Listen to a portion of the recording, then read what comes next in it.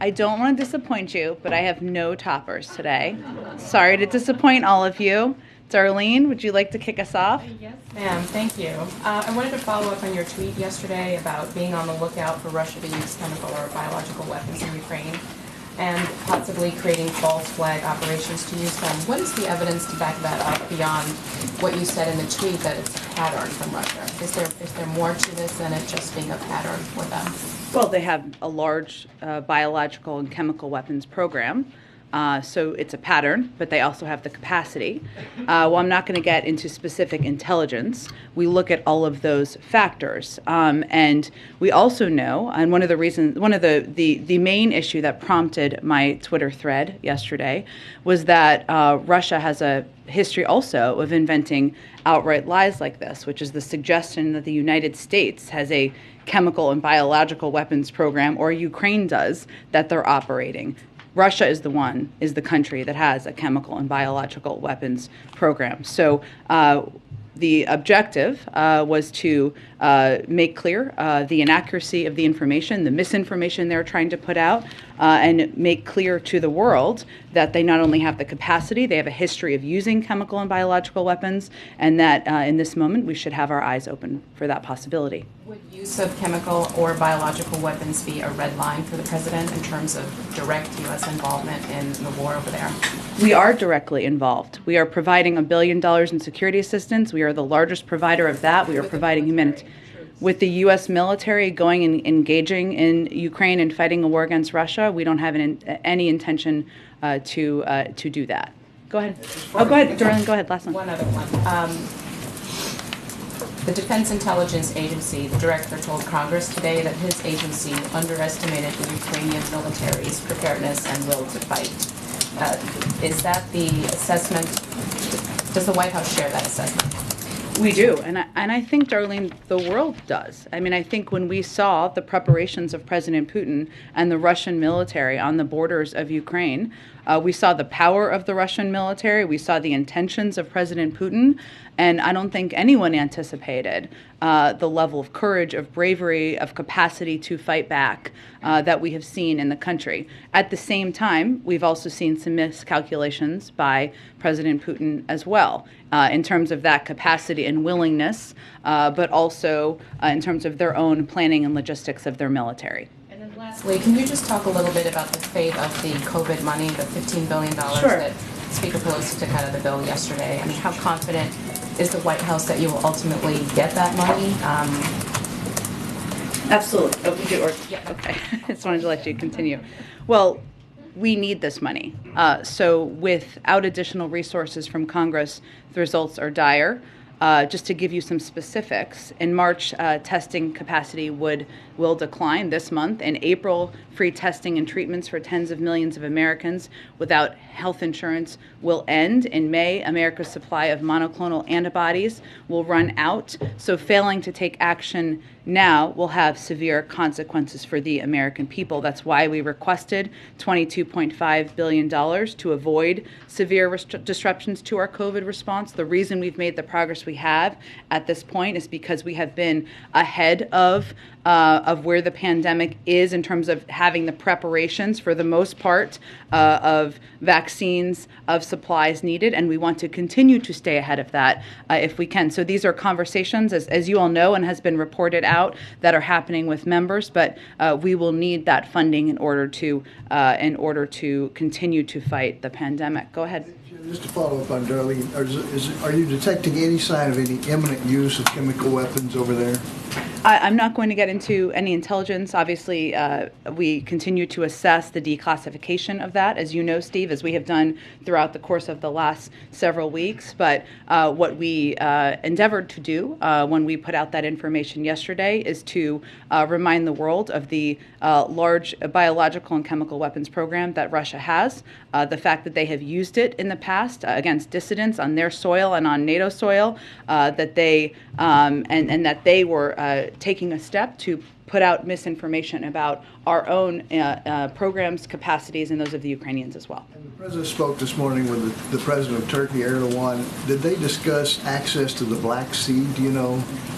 They had, I know we just put out a readout that you should all have. They had a constructive, lengthy call. I believe it was almost an hour, if not an hour. And the president is very grateful to the role that Turkey is playing and has played even earlier today in hosting diplomatic negotiations at this moment in time. But in terms of additional specifics, there's not more I can get into from here. Go ahead, Caitlin. Thanks, Jen. I just want to be totally clear. Are you saying if Russia does conduct a chemical weapons attack in Ukraine, there will not be a military response from the United States? I'm not going to get into hypotheticals. What we're saying right now is they have the capacity and the capabilities. I'm also not going to get into intelligence. But the president's intention of sending U.S. military to fight in Ukraine against Russia has not changed. But that sounds like even if there is a chemical weapons attack, that calculus will not change. So I just want to be clear on what the U.S. response would be. Again, there has not been a chemical weapons attack. We are conveying to all of you what the capacity and the capabilities of Russia are, what steps they have taken in the past. Let's hope we are not having a discussion about that, but the president and our NATO partners have not changed their assessment about their plans to send U.S. troops in.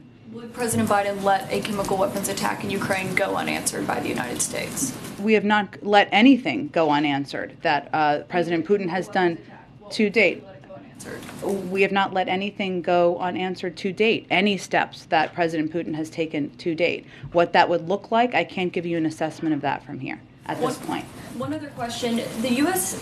says their assessment is that Ukraine has planes that they could use. They don't think it would be effective to send more aircraft to Ukraine right now. Ukrainian President Zelensky has pleaded for more aircraft, saying that they desperately need it. So I guess the question is, how do you square the U.S. assessment with what President Zelensky, who is on the ground in Ukraine, says that he needs for his Air Force? Well, I would say first, the U.S. military is one of the best militaries in the world. What we're basing our assessment on is both our intelligence assessment and the assessment of our military experts, who have been, of course, in touch with their counterparts in Ukraine and our NATO allies and partners. And what they assessed was that adding aircraft to the inventory is not likely to significantly change the effectiveness of the Ukrainian Air Force relative to Russian capabilities. The Ukrainian Air Force has several squadrons of fully mission-capable aircraft, and although Russian air capabilities are significant, their effectiveness has been limited due to Ukrainian strategic, operational, and tactical ground-based air defense systems, surface-to-air missiles, and manpads. And so the other detail is, how are we going to continue to provide assistance that is helpful to them and most effective and most useful to them in this moment? And the assessment of our military has been that continuing to provide defensive assistance and materials in that form is what is most useful and effective at this point in time. Go ahead. Thank you, Jen. Just to follow up on the COVID aid bill, you said the conversations are going on, but if this bill has the dire consequences that you just described, where else can you go to get money for testing and treatment? Is there money in other parts of the government? I mean, if there's not going to be a standalone bill that gives you it, what are you going to do? You'd need additional supplemental assistance. And what do you think the chances of that are? It is essential we get that assistance, otherwise we will not be able to, as I just outlined, Mara, and I appreciate you asking the question again for further clarification, we will have to stop a number of components of our program that are essential to the American people. So you're saying there's no way you can get money move money around that's already been appropriated? Well, again, I think that if we had that money to move around, we would be moving it. And our assessment is that we need this additional funding in order to meet the needs of the American public. And I would also note that a lot of these programs are widely popular across the board, regardless of your political affiliation, providing antivirals, providing tests, providing free vaccines. Those are all programs that we're talking about continuing. And I just have one more question on another subject. The administration has been criticized for putting sanctions on one dictator and then going hand in hand to other dictators like Venezuela. How do you explain that? Well, I think our engagement with Maduro, who we don't recognize, as you know, as the leader of Venezuela, but who is detaining American citizens, was to bring American citizens home. That was our first priority in those engagements. There is not, so as you're all assessing... Nothing to do with energy? There are a range of topics that we discussed. Largely, the conversation was about our approach to the Western Hemisphere. Certainly, Venezuela, as you all know, is the largest producer of oil in the world. But as you're one of them in the world. Sorry, thank you. Ed gave me a funny look there. I appreciate that. One of them in the world. But part of our conversation was focused about a range of issues, including encouraging them, of course, to be engaging in steps toward peace. As you may have seen, Maduro has announced his intention to be a part of the talks with the opposition in Mexico. But as you are assessing how to spend your energies in this time of a lot of news in the world, I would not focus a lot of them on conversations about the future of the United States importing oil at this point in time. Go ahead. From Venezuela. Go ahead. Question on the economy. The inflation numbers that we received today show consumers paying almost 8% more than a year ago, and this was before Russia's invasion of Ukraine. So how much higher does the administration expect prices to climb?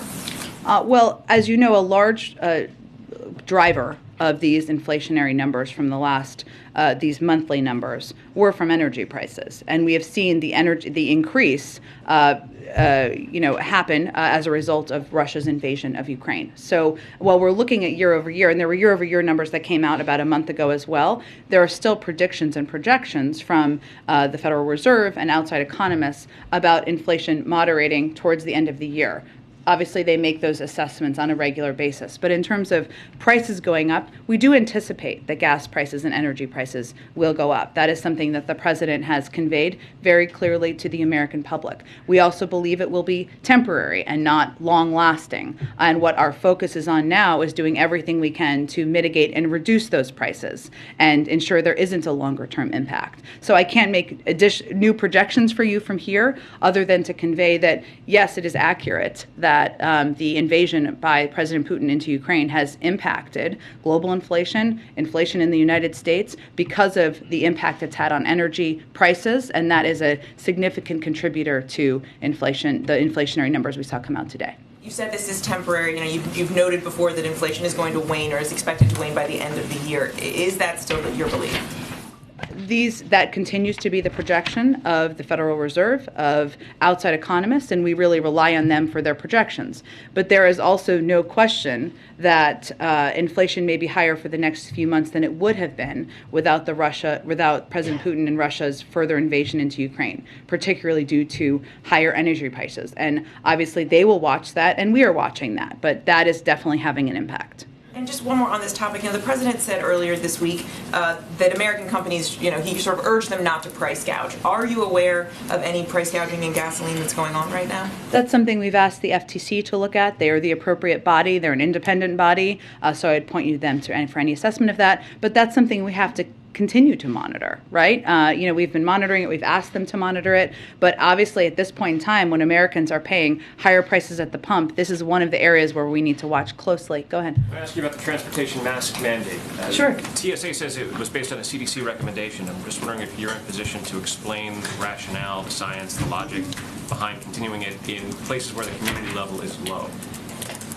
Well, I would really point you to the CDC to provide further detail. But I would note, as you know, when you get on an airplane, you travel to different places, right? You're not just static in one place, whether it's a green zone or a yellow zone or a red zone. So what they also announced is that TSA will be, that the CDC will work with government agencies to help inform a revised policy framework for when and under what circumstances masks should be required in the public transportation corridor, because it's unique, right? If we're in Washington, D.C. and we're in a green zone or a yellow zone, you can make a clear assessment. If you're moving from one zone to another and you're picking people up from one zone to another, it's a little bit different, and that requires some consultation, which is what they're going to endeavor to do between now and April 18th. Completely separate topic. France said today that the window on an Iran deal is closing. Does the U.S. share that view? Is the sense here that Iran is trying to run out the clock? Well, our view is that we are close. We have been close for some time now, and we also, for the last several weeks, as we've been talking about. We also all know from having been through these negotiations before that the end of negotiations is always when the difficult and challenging parts of the conversation typically take place. So I wouldn't make that assessment or echo that from here. We are continuing to have these diplomatic talks. It is in all of our interests to stay at the negotiating table, and that's what our plan is to do from here. Go ahead. Jen, you said earlier to one of my colleagues that nothing that Russia has done so far in terms of this invasion has gone unanswered when you were being asked about bio and chemical weapons. Obviously, none of what we have done to answer Russia has steered them from continuing this invasion. So why not consider some alternate strategy to communicate to Russia the consequence if they are to do a bio or chemical weapon strike inside Ukraine? Like what? I'm asking you, in other words, why not communicate? You won't say if it's a red line, right? Because you won't say that it's not our intention right now. So let me start there. Is there any red line for Russia that the U.S. would have some involvement where the military entered in Ukraine? I'm not going to get into red lines from here, Peter. What I would tell you is that when I said we have not let anything go unanswered, what I mean is that we have amped up a range of military and security assistance, a historic amount to Ukraine, including a range of defensive weapons, which we've expedited the delivery. Even in the last 10 days, we've delivered about $240 million of that. And also we've provided a range of humanitarian assistance, and we have basically crushed the Russian economy, where the stock market is not even open. So it's inaccurate to suggest it's gone unanswered. We have taken all of those steps and rallied the world. And I'm not saying it's gone unanswered. You say it's gone unanswered. We've witnessed the answer in the form of sanctions. I'm saying, given the potential that you've indicated that Russia could use a bio or chemical weapons strike there, why wouldn't the U.S. communicate to them something that is not an answer, but instead preemptive to communicate the consequence if they are to take what would be a horrific this war to a horrific new level? The president's first and most important objective is the national security and interests of the United States and being clear and direct with the American people. He has been clear and direct with the American people. He is not intending to send U.S. troops to fight in Ukraine against Russia, to start another war, that would be an escalatory step that would not be in our national security interests and not in the interests of NATO. What we have conveyed is Russia's capabilities, their capacities, and their pattern of using chemical and biological weapons. And so what does he say then? That's the message to the American people. His responsibility to them, of course, is before any other. What does he say to Vladimir Putin if those at the head of the Russian government are considering that? What do you say to them watching right now? We have been very clear, and our actions have been the evidence of this, that there will be significant consequences for every escalatory step that is taken by President Putin and the Russian government. Follow on this then very quickly as it relates to the MiGs. You guys have said you closed the door on supplying combat aircraft to Ukraine right now, the transfer of MiGs. We heard from the Pentagon, your colleague there, John Kirby, said it was high risk. Mitt Romney today said there was a sentiment that we're fearful about what Putin might do and what he might consider an escalation. It's time for him to be fearful of what we might do. Why is it not a risk, a higher risk, to wait? To wait to what? We're not supplying, to not act in providing MiGs to the Ukrainian country. We said that's a high risk. Why is that a higher risk than not providing them? We're already witnessing civilians die as we speak. Well, I would say what our assessment is based on is how to prevent a world war here, Peter, which is a significant weight that the intelligence community, the Defense Department, and the President of the United States weighs at every moment in time. And they weigh, and I would note that that there was also, I thought, a very interesting comment that was made that is important, I think, for people to understand how we look at this, which is that there's an escalation ladder, right? And there's a difference between an anti-tank weapon, a shoulder-fired missile, an aircraft, and a fighter jet that could cross a border and actually conduct operations on Russian soil. So how we assess things is what kind of assistance can we provide that will be the most impactful, if humanly most impactful in protecting, defending, providing assistance to the Ukrainian people as they are fighting courageously and boldly.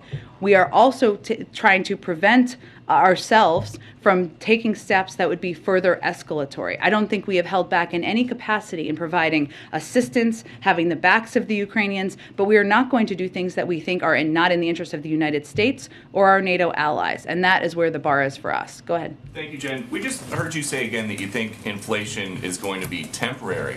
We've heard you say that it was going to be temporary since last spring. So how long do you guys think temporary is? Well, again, Peter, I think what we do is we rely on the assessments of the Federal Reserve and of outside economic analysts who give an assessment of how long it will last. The expectations and their assessment at this point continues to be that it will moderate by the end of the year. There's also no question that when a foreign dictator invades a foreign country, and when that foreign dictator is the head of a country that is the third largest supplier of oil in the world, that is going to have an impact, and it is. And so to that point, inflation goes up today. The president's statement blames the Putin price hike. Are you guys just going to start blaming Putin for everything until the midterms? Well, we've seen the price of gas go up at least 75 cents since President Putin lined up troops on the border of Ukraine. And last month, the statement didn't mention the Putin price hike. It mentioned inflation because of the pandemic. Why is that? Well, Peter, last 2 years, there was a global pandemic. Everyone who's global economists have all agreed that has been the biggest contributor to date of inflation because of the impact on the supply chain. Obviously, global events impact the global economy, as well as global inflation. And the price hikes as a result that have escalated over the course of time of President Putin's further invasion of the impact on the global oil markets are, of course, having an impact. President Biden has hosted electric vehicle stakeholders here at the White House. Would he host oil and gas producers, the people who are the most affected by the Putin price hike? Well, the oil and gas, I have nothing to preview or predict for you in terms of him hosting oil company executives. Is he open to that? I don't have anything planned on the schedule for that front, but I will tell you that the president has been clear that he believes they have the tools they need, 9,000 unused permits. They have the capacity they need to go get more oil here in the United States, and he'd encourage them to do that. Go ahead. Just one more about electric vehicles. You guys are pushing electric vehicles today. This is a president who always talks about the power of our example. Mm-hmm. Does he own an electric vehicle? Presidents of the United States don't do a lot of driving. He's posted videos where he's revving the engine of his Corvette in Wilmington. He owns cars. And he also has driven electric vehicles as president, as to give a model to the rest of the country. Does he own one? I think the president's record on this is clear, Peter. Presidents of the United States, current and when they are no longer, typically are not doing a lot of driving. Go ahead. The vice president expressed support for a war crimes investigation into Russia. Why at this point isn't the United States comfortable just directly labeling the bombing of a maternity hospital as a war crime? Well, first let me say, the bombing of a maternity hospital is horrific. It's barbaric. I don't think anybody who saw that could not have been emotionally deeply impacted. There's a legal review process that the United States undergoes to make considerations of labeling something as a war crime. That is the ongoing process we're pursuing at this point in time. It's ongoing. Obviously, if Russia is intentionally targeting civilians, that would be a war crime, but we need to go through the legal assessment and review in order to make a formal conclusion. One more. The journal is reporting that Saudi Prince Mohammed bin Salman declined a request to speak with President Biden recently. Early in his term, the White House said the president would conduct diplomacy with the Saudis through the king rather than through MBS. Why has that policy changed? That report is inaccurate, so let me start there. The president did speak with the Saudi king just several weeks ago. It's all running together at this point in time. There were no rebuff calls, period. But when he spoke with King Salman on February 9th, they talked about, and the readout made this clear, a range of issues and global issues that we can continue to work together on, including deterring Iranian-enabled attacks against civilian targets in Saudi Arabia, supporting UN-backed efforts to end the war in Yemen, ensuring the stability of global energy supplies. And the president's focus is really on our relationship moving forward, where we can work together, how we can work together on economic and national security here at home, and he looks forward to that continuing. Does it remain the policy that he will only be conducting diplomacy through the king? Well, he is his appropriate counterpart, but again, there are different leaders who attend different global events from a range of countries, including Saudi Arabia. So if the Crown Prince had been at any of the global events that the president had recently attended, I'm sure he would have engaged with him, but he was not. Go ahead. Thanks, Jen. Senator Manchin said today that he supported the Republican plan to move forward with 4 out of 5 Fed nominees. I know that you're going to say that Republicans on the Banking Committee should just get back to work and allow the entire slate to go forward, but the president also said during the State of the Union that these nominees were crucial to the fight against inflation, and we saw today, obviously, that's still a pressing concern. So I was wondering if you could walk me through why you wouldn't take what Senator Manchin called a win, get 4 of your 5 nominees. Is it because Sarah Bloom Raskin herself is crucial to this fight in inflation? Is it that you're worried about a slippery slope in the Senate? Like, why not take the 4 out of 5? I know you give a little bit of a preview of what I might say there, but one, we don't have any change in our approach or policy here. The committee should hold an up or down vote on all 5 nominees. It is important to note that it is not a lack of votes on the committee to move these nominees forward. It is a lack of willingness of Republicans to show up to the committee to actually vote, even against this slate of nominees. That is where we have a core issue here. So we also would agree with the statements from Republicans in the Senate, like Senator Grassley, who have said that senators should not degrade their advice and consent responsibilities and should show up and do the jobs the American people pay them to do. And our hope is that Banking Committee members will show up and do their jobs and vote or not support these nominees, but allow it to move forward by meeting a quorum. But I guess my question is, why is that core issue more important than the broader fight against inflation for you guys? What is the philosophical thing that you guys are saying it's more important than getting 4 Fed nominees on the board in a time of height of inflation? We believe all 5 nominees are eminently qualified and should be given an opportunity to be voted through the committee, where we absolutely have the votes. Republicans are just not showing up to get quorum for that vote to move forward. All right.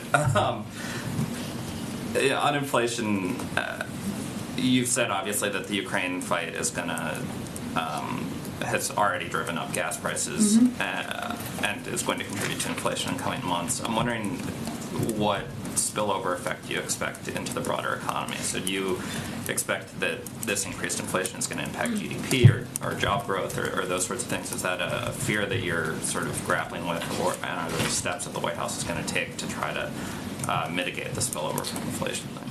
So we will clearly continue to monitor all of the risks and the impact. But right now, we believe the United States economy is positioned well to deal with the challenges ahead. Given, since the president took office, we've seen a historic recovery. We've added 678,000 jobs last month and 7.4 million jobs since he took office. We've seen the fastest decrease in unemployment on record and the fastest economic growth in nearly 40 years. So clearly, and you heard the President of the United States talk about this in the State of the Union, inflation and costs are an issue that we will continue to focus. It's a top priority for him. But in terms of the strength and stability of the economy, we do feel we are continue to be positioned well to deal with the challenges ahead. Go ahead. I wanted to ask on refugees, and Sure. obviously there's been about 2 million people, 2 million Ukrainians who have already left the country, and I know you've said from the podium that most will likely want to stay in the area in Eastern Europe, but I'm wondering what steps would the administration consider to take in more refugees now? I know some advocacy groups have talked about, for example, admitting Ukrainians who already have pending visa applications as refugees. Are there steps that the White House, the administration would do now to admit more in the United States? Well, there are steps which are not exactly related to refugees, but related to the Ukrainian population, including temporary protected status, which we announced and are granting for anyone who has been here since March 1st. In terms of additional steps, the reason why it's important to note that we think it's not just many, the vast majority of refugees we believe will want to stay in neighboring countries in Europe, where many of them have family, many of them have worked, many of them have friends and others. So that is our assessment. That is why we are continuing to provide humanitarian assistance to neighboring countries who are providing, who are welcoming refugees from Ukraine, who are providing them the assistance they need in this moment of time. And that's where we feel our efforts are best focused. Jen, can I follow up? Yeah. On the refugees, President Duda today, when he was speaking to the Vice President, asked if the U.S. could speed up and simplify as soon as possible the procedures for Ukrainians who want to come to the United States because they have relatives here and they want to stay here until the war is over. So is that something that the United States is considering, and how quickly do you think that the U.S. could do that? I'm happy to check on that. I would say, again, I don't know what the numbers are in that regard, but all of our assessments from communicating with the Ukrainians, with neighboring countries, continue to be that the best way that the United States can contribute to this refugee crisis is by providing humanitarian assistance, funding to a range of countries who are welcoming refugees. So that's where our focus has been. And I also wanted to ask you about comments that Representative Madison Cawthorn made about the Ukrainian government. He said in a video that Zelensky is a thug. He said the Ukrainian government is incredibly corrupt. He said some other things, but he also said that Zelensky is pushing misinformation on America. Would the White House like to comment? I would not. Go ahead. The administration has talked a lot about short-term, waiting out short-term effects of sanctions on Russia, and so Americans might now naturally be wondering when the medium term might start. Do you have any indication at all yet that Putin is being squeezed by these sanctions, as you put it yesterday? That any indication he is being squeezed? Making a different decision. I mean, the messaging from the White House has been this is going to hurt, Russia's to blame, just wait it out. What can you tell Americans who are like, well, when, how long? I mean, that's a natural question a lot would have. Well, because of our efforts, the ruble is worth a penny. It's the lowest ranked currency in the world. The Russian stock market has not even opened. And you have seen in days, and you have seen outcry from a number of President Putin's buddies and cronies in the form of the oligarchs who we have also been squeezing. Our calculation has been that these financial sanctions and that we have rallied the world to support would have an impact. Our objective is, of course, to bring an end to this conflict. In terms of when that will happen, I'm unfortunately not in the mind of President Putin, but in terms of the impact on his financial sector, the response from people who are close to him, and frankly from the courageous outcry from thousands of people in Russia, that has been clear. When it will change his calculus, I can't give a prediction of that. And can you talk to us a little bit about the president's engagement with senators who have met with his Supreme Court nominee, Judge Jackson? There are reports that he has made multiple calls to Senator Collins, for example. How is it going, and what is his level of engagement right now? The president has been very closely engaged in this process, even while he is rallying the world to stand up against President Putin. He has made a range of calls over the course of time. I'm not going to confirm specifics of those from here. I would also note that Judge Jackson has been meeting with a range of members on the Hill, as you all have seen every day, including members who may not have had any record of voting for nominees of ours in the past, but she's committed to meeting with every member of the Judiciary Committee before her hearing, and she is quickly working through that. And she is also committed to meeting others beyond that period of time. And many of them have come out and spoken to her their meetings with her after that. So I think that gives the best assessment of how things are going quite well. Go ahead. Thanks, Jen. This morning, a bipartisan group of lawmakers sent an open letter to the president asking to invoke the Defense Production Act to increase oil production. Is the administration considering a move like that, or other conversations with industry to help lower gas prices at the moment? Well, without ruling out or ruling in any options, let me explain to you what the Defense Production Act would do in this regard. It would basically be providing money to oil companies to do something that they already probably have the capacity to do. Have you been in conversation with these oil companies since this latest rise of gas prices has come to increase production? We have had senior officials in touch with oil companies, yes. Switching gears really quickly on President Biden's conversation with the Colombian president today. As a strategic partner, in the latest talks with Venezuela, was Colombia involved in those talks about releasing Americans? And will further talks about releasing Americans from Venezuela be part of President Biden's conversation today? I don't believe they were part of the conversation with Venezuelans, with Maduro about releasing Americans. I can certainly check on that front. We will, I'm sure, have a readout after the meeting that the president is having shortly. And then on another migrant crisis, Colombia's obviously been dealing with their own migrant crisis coming out of Venezuela for years now. As part of these, as you've all said, that migration is going to be a major part of these conversations with Colombia. Is the administration prepared to say, help the refugee crisis that's going on in that country and manage the outflow from Venezuela into Colombia? Well, one, they have been a model. Colombia has in many ways in trying to take steps not only to welcome refugees but also to crack down in many ways on migration. That's part of the conversation that the president will have. We have provided a range of assistance in the past, but I don't believe that there's a new assistance package coming today, but that has been part of our engagement with them in the past. Go ahead. Oh, sorry. Did I skip you, Ed? I'm sorry. Go ahead. In the readout of the call between the president and Turkey's President Erdogan, wrote that the president appreciated Turkey's effort to support a diplomatic resolution. How would you characterize the White House's role today in supporting a diplomatic resolution to the crisis, if there's any role the U.S. is playing? The U.S. is leading the global effort to rally opposition to the actions of President Putin, and we have been engaged with the Ukrainians on a daily basis. We've provided more security assistance, more humanitarian assistance than any country in the world, and there wouldn't be the unity of financial sanctions and actions without the leadership of the United States. So what we're doing is we're putting the Ukrainians in a position of increasing, hopefully, strength in their negotiations and discussions. Is the U.S. playing any concrete role in facilitating these diplomatic talks? We are supporting the efforts by a range of leaders, including Erdogan, including our Turkish allies, including the Israelis, including the French, and others who are engaging directly with President Putin over this. And if I could just ask a follow-up on inflation. You've been getting questions about inflation for months. Sure. And you've talked about a lot of work the White House is doing, but it's largely been long-term strategy, right? Supply chain work, supporting manufacturing in the U.S., semiconductors. It's the Americans that woke up with another round of headlines about inflation this morning. Is there something you want to point to that's what the White House is doing to provide short-term relief, like immediate relief to the rising costs? I would say that a huge part of what we've done has had an impact already. One is obviously inflationary pressures have been caused by the pandemic, and getting the pandemic under control, which has been the president's top priority, has the biggest impact on that. We've seen hospitalizations go down. We've seen people return to the workplace. We've seen 99% of schools open across the country.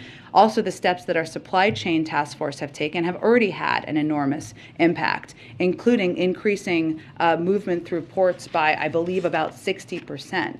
If you look at shelves at stores right now, 89% of them are stocked. That is a direct result of the actions of the supply chain task force and this president.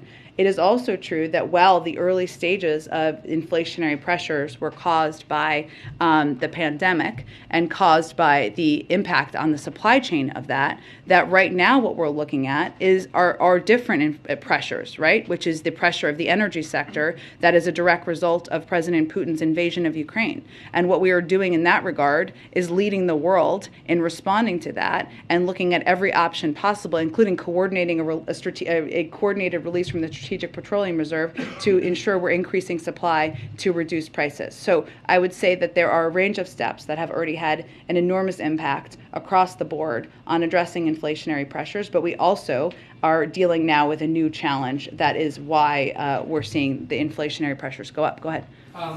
Just to follow up on your point that you said that senior administration officials have been in touch with oil companies about boosting supply. I don't know unless this has been reported elsewhere. Can you say which ones and what the response is? I'm not going to detail it further, but we've clearly met with them and remain engaged with them as we do with a range of private sector companies. One other on Ukraine, we talked about chemical and biological weapons. As Russia appears to be moving towards encircling Kyiv itself, something that Pentagon officials, you or others have said could take several days, if not weeks.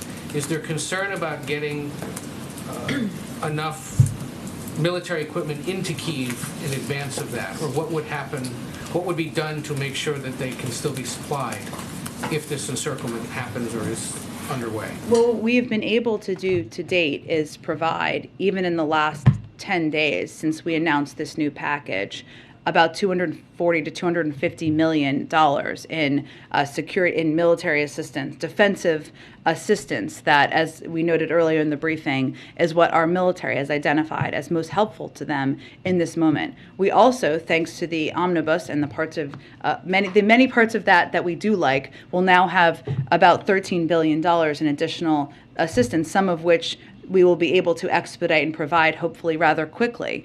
We have effectively and efficiently been able to provide a range of assistance to the Ukrainians, and we expect we'll be able to continue to do that. And then there was a helpful but on background and off-camera conversation yesterday about the Colombia president's visit and details of the Venezuela engagement over the weekend. I wanted to clarify one or two things. One of the officials said that there were no talks between us and the regime. We traveled down there to secure the release of detained Americans and to urge a return to the negotiating table. So they did not speak with Maduro government officials about getting the Americans released? Well, we were working to free American citizens. As I said yesterday, detained in Venezuela, obviously that required speaking with those who had detained them. I don't have more details on who exactly was engaged in that from the Venezuelan side. When was the last time U.S. officials had talked to anyone in the Maduro regime or that was holding those hostages before they went to Venezuela? You mean before they were detained in Venezuela a couple of years ago? Before they got there this weekend. When would it had been ongoing for months. Okay. So the timing of this visit, I know they said in the call, for example, this was the result of months of work. Was it prompted by what's going on in Ukraine, their visit? Or was it the result of unrelated months of work? Because there are some looking at this saying they're taking advantage of the Ukraine situation, potential vulnerability, the need for oil in the global supply, not just in the U.S., but globally. This must have been why they went this weekend. Well, the issue of detainees is our first priority. And we are also, as you know, had discussions about a range of issues, even as they were through different channels. But I would note that there have also been developments, including Maduro committing to engage with talks with the opposition that have happened over the last couple of days. But the release of the detainees was not for the exchange for sanctions relief or buying oil. And as I noted a little bit earlier in the briefing, this is not currently an active, while they are a very large producer of oil, this is not currently at this moment an active conversation about importing their oil. So that's where things stand at this point in time. But obviously when there's opportunity to bring American citizens who are detained home, we are going to take advantage of that opportunity. Can I follow up on that? Yeah. On the timing of these meetings with Nicolás Maduro, when did these meetings actually start? When was the first time that there was an engagement between the U.S. government and Nicolás Maduro? Well, the engagements with those who have been detaining Americans have been ongoing for months. But can you be a little bit more specific? I can see if there's anything more specific I can get you, sure. And also following on that, since the president is already here, I mean, in Washington, D.C., the president of Colombia, Iván Duque, and about to meet with President Biden, was there any courtesy call from the U.S. regarding this engagement with Nicolás Maduro, given the circumstances and given that President Duque has been one of the most vocal critics in the region against Nicolás Maduro? I'm happy to check and see if there's any more details we can provide on our diplomatic engagements. I would note that our objective here and our top priority was bringing American citizens home. Typically, those conversations and the briefing out of them happens in a very, very small circle, and so I would just note that. But I will see if there's more detail we can provide. Question, if I may. Is there any intention to declare Colombia as a principal extra NATO ally after the meeting with the president or even prior to? Sure. Let's let the meeting happen. We will have a readout of the meeting after the meeting, and I'm sure there will be some developments coming out of it. Go ahead. Can I follow up on the vote that took out the COVID funding? Well, obviously one of the issues that arose with the Democrats in the House was the offsets. Was the White House on board with that arrangement, with taking sort of half of that funding from the pre-existing funds, and is that something that would be workable in a standalone piece of legislation? I'm just not going to negotiate on this from here. Our objective is to ensure that there is additional funding so that we can continue to meet the needs of the American people. As I noted earlier, those conversations are ongoing, when we will certainly be a part of them from here and our legislative team. And One more on gas prices. I know you've spoken, I think, about the gas tax before, but there was a group of Democratic governors who wrote a letter to congressional leadership about a potential federal gas tax holiday, something that the president would engage Congress on. We have not taken any options off the table, and including that one. I would just note that the gas tax, if I'm correct here, is about 18 cents. And obviously gas has gone up by a larger amount than that. So we will consider a range of options. But the biggest impact we believe we can have is working through a range of channels to increase supply in the global marketplace. And that is where a lot of our energies are focused on. But we have not taken options off the table. Go ahead. I wanted to follow up on something you said earlier about how the U.S. is supporting the diplomatic talks between Ukraine and Russia. But has there been conversations about America getting more involved? And is there a point where President Biden needs to bring both sides to the table? Well, I would say that what our biggest focus is on is continuing to support the Ukrainians, the Ukrainian leaders, and we are doing that by being the largest provider of military, security assistance, and humanitarian assistance in the world. And our objective is to strengthen them, boost them as they are participating in these negotiations. I have not, the president has never closed the door to diplomacy. Certainly he has been leading the diplomatic effort largely around the world as we're rallying opposition to President Putin's efforts. But we've also been engaging before and after nearly every one of these conversations with the Ukrainians, with the Europeans, to discuss where we can support and get readouts of all of these conversations. And one more. Former Vice President Mike Pence was at the Ukrainian border today. Did the administration know he was going, and was there any kind of State Department support for him or any kind of official support? I'm certainly happy to check. April, why don't you do the last one? Go ahead. Okay, Jen, two questions. One, I want to find out what's the latest on Brittany Griner, if you have an update, and also what is the end goal when it comes to this situation for the Biden administration? The end goal of the war. Resolution for Brittany Griner in the midst of all of this. Well, we have of course seen the reports. I cannot speak to the specifics of it because we do not have a Privacy Act waiver. But our objective is always to bring American citizens home who are detained in foreign countries. So that will remain our focus, and that's what we'd like to see the end outcome to be. Is this Putin's bargaining chip? Is she Putin's bargaining chip? Again, I can't speak to the specifics of this case, April. I certainly understand why you're asking, but our focus right now on our how we're going to bring an end to the conflict is to support and boost up the Ukrainians, to support diplomatic conversations, and to continue to provide a range of assistance in that light. Speak to specifically why she's detained, all of that, but the end result, can you get into a little bit of the weeds, the minutia, as to what you're doing and how to bring her back? I cannot speak to that from here. We don't have a Privacy Act waiver, I would say again, but also for any American citizen held, we typically do not get into specifics because that is not constructive to bringing people home. And lastly, can you preview tomorrow as the president, he laid out the next year during the State of the Union, but he's going to be talking to his own party tomorrow in Philly. What can you give us a little bit of a readout of what he's going to say specifically? I'm trying to get a little bit more as it relates to the CDC. What is he going to say to them? Because he didn't have as much equity and inclusion in the State of the Union as some would have hoped for. Well, I would say I have not reviewed the remarks with him yet or the remarks yet, so I am not in a position yet to give you a preview of what he's going to say. He's looking forward to traveling to Philadelphia tomorrow to speak with the caucus. I'm sure we can get you all something on that later this afternoon. Thanks, everyone.